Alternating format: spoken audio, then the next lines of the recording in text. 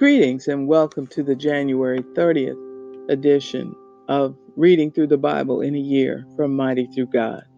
Today we'll read Exodus chapter 10 verses 1 through chapter 12 verse 13, Matthew chapter 20 verses 1 through 28, Psalm 25 verse 1 through 15, and Proverbs 6 verses 6 through 11. And today I'm reading from the New International Version, and this section in Exodus is titled The Plague of Locusts.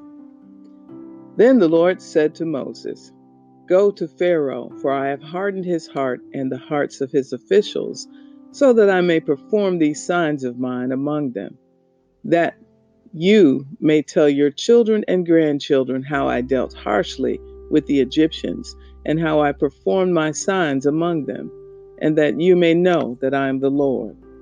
So Moses and Aaron went to Pharaoh and said to him, "This is what the Lord, the God of the Hebrews, says.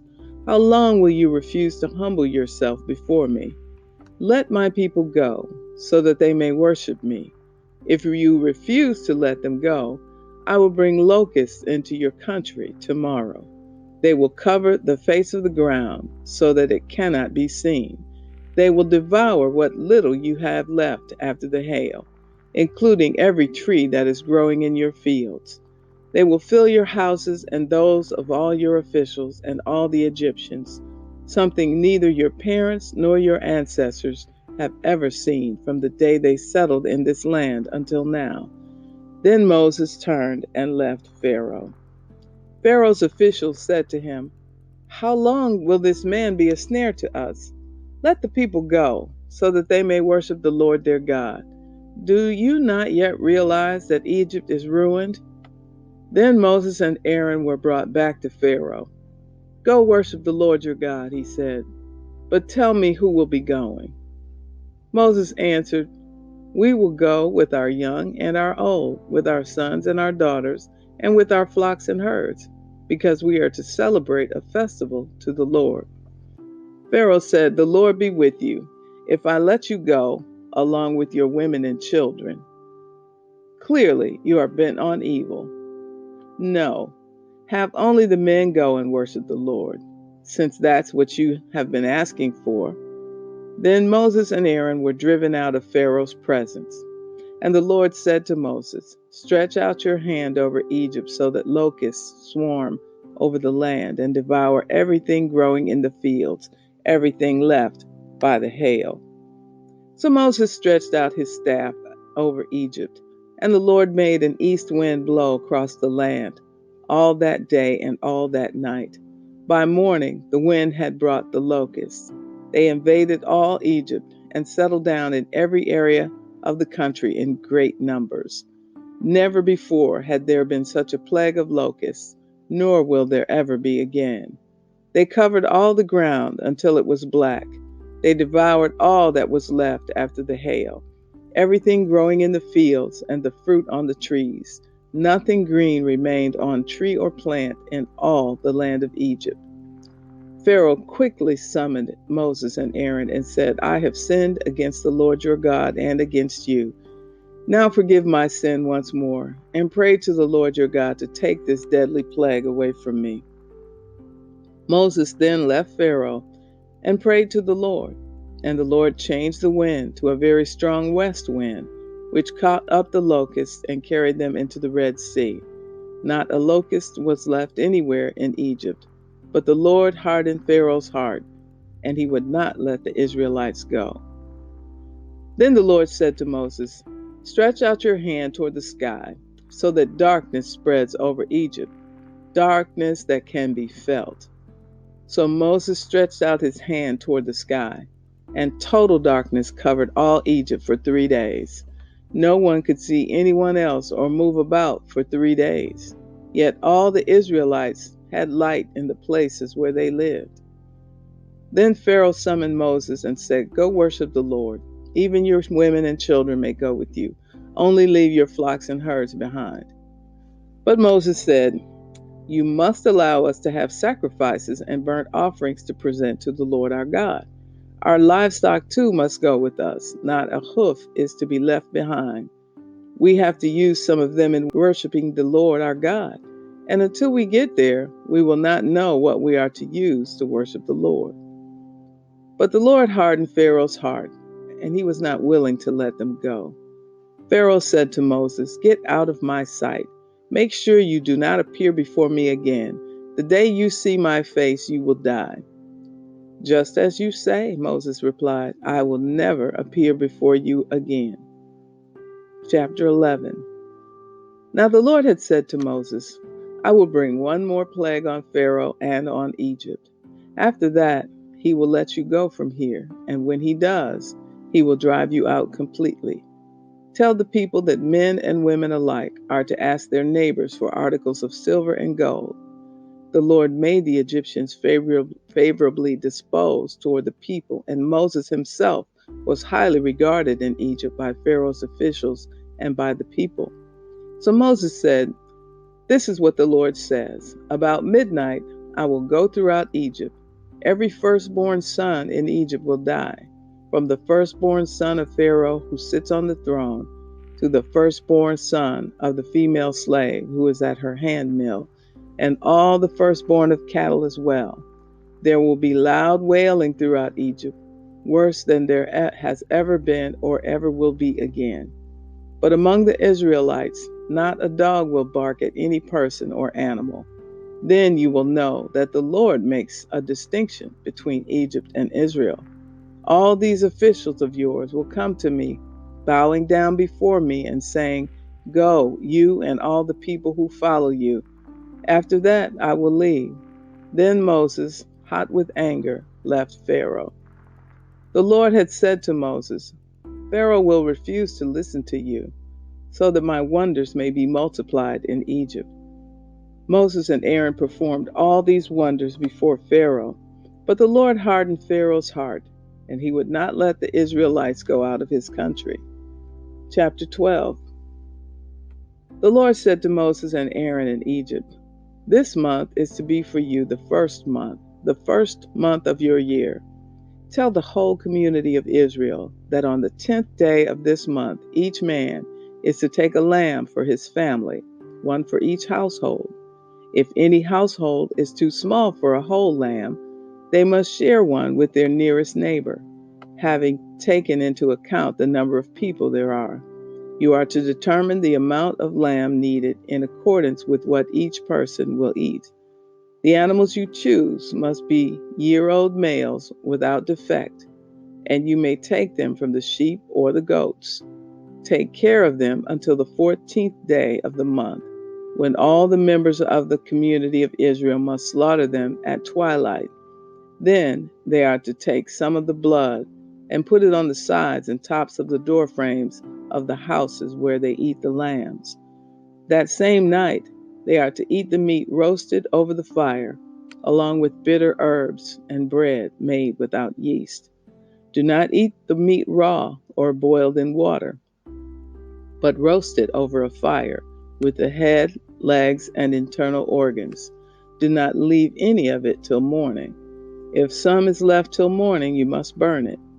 This is how you are to eat it: with your cloak tucked into your belt, your sandals on your feet, and your staff in your hand. Eat it in haste. It is the Lord's Passover.